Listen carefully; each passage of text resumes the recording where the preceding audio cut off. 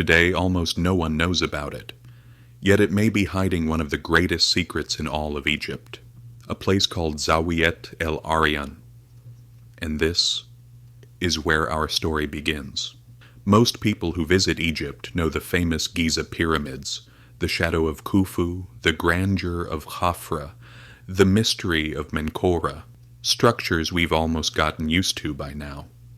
But if you travel just 8 kilometers south of Giza, you reach a place that exists on maps, yet nobody is allowed to enter. Its gates are locked with chains, its surroundings guarded by military checkpoints. The year was 1900. Italian architect and Egyptologist Alessandro Barsanti was studying a strange structure known as the Layer Pyramid. From the outside, it looked like nothing more than an unfinished pyramid. Barsanti thought the same thing. They must have abandoned this. A waste of time. But on his way back that day, a small decision changed everything. Instead of taking the usual road, he chose a quieter path along the edge of the plateau. The view was better. He wanted a moment of rest. And then something caught his eye. Huge chunks of granite scattered on the ground, and next to them granite dust. This was unusual. Granite is heavy, expensive, difficult to shape. You don't use it just anywhere. Barsanti thought, if granite was worked here, then something important must be nearby.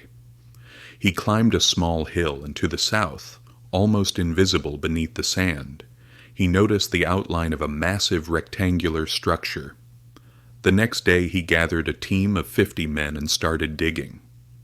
As they dug deeper, they realized the rectangular outline was actually a massive pit descending into the earth, but not an ordinary pit. It had first been filled with sand, then carefully sealed with limestone blocks, as if someone wanted to heat it entirely. At a depth of 21 meters, they made their first major discovery.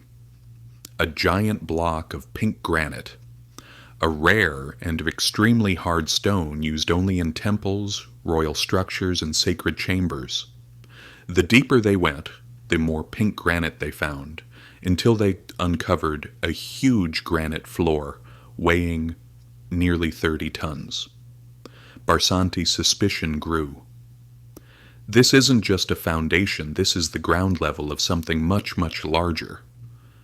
But what? Then came another surprise. Carved directly into the granite floor was a huge oval tub, polished to a mirror-like shine. On top of it lay a granite lid, its edges sealed with lime and covered with clay, perfectly isolated. Not even a grain of sand meant to enter.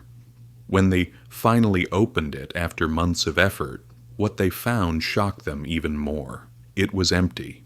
No mummy, no treasure, no artifacts, and somehow that emptiness was even more meaningful.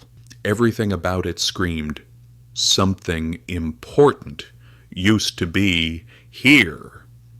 As digging continued, they found a massive granite block stretching from wall to wall, like a plug sealing off something below.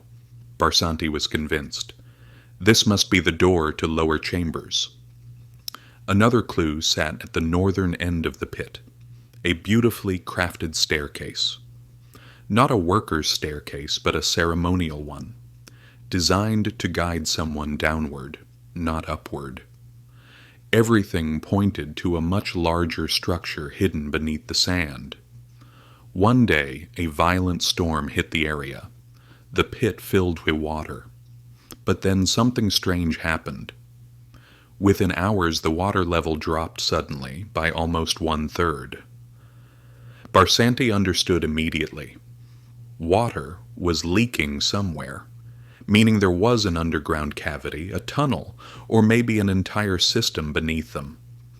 Some researchers today believe the pit may connect to an ancient underground water network, maybe even a massive subterranean canal.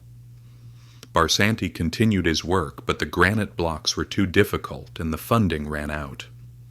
In 1911, he secured new funding and dug a side tunnel, but once again the excavation stopped before reaching the lower chambers.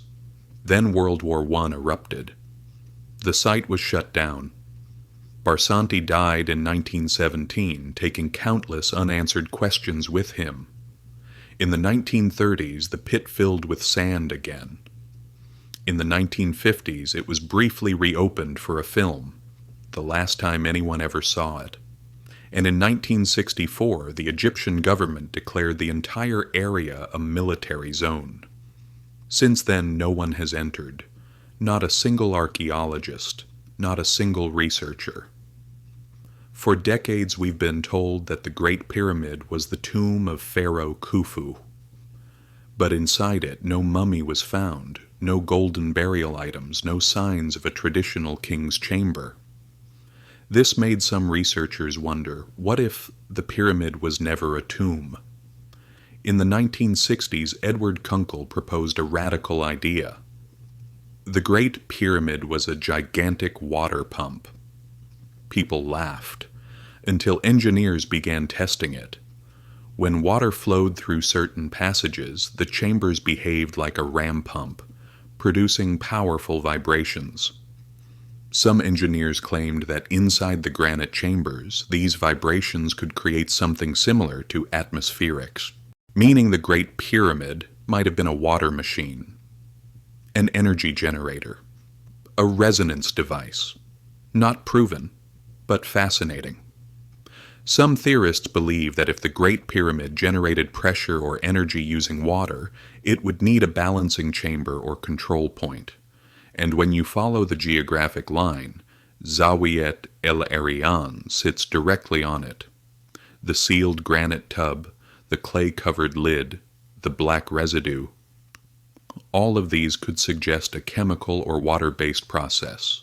The granite plug, the staircase leading downward, may connect to a central chamber below.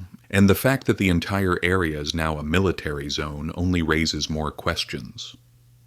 In the 1960s, Edward Kunkel proposed a radical idea.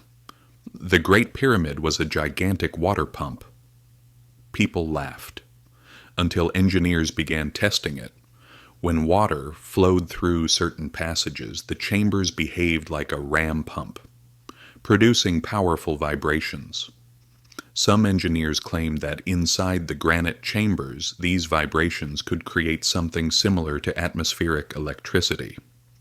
Today, Zawiet El Arian remains closed. No one knows what lies beneath the sand. We do not know what Barsanti truly found.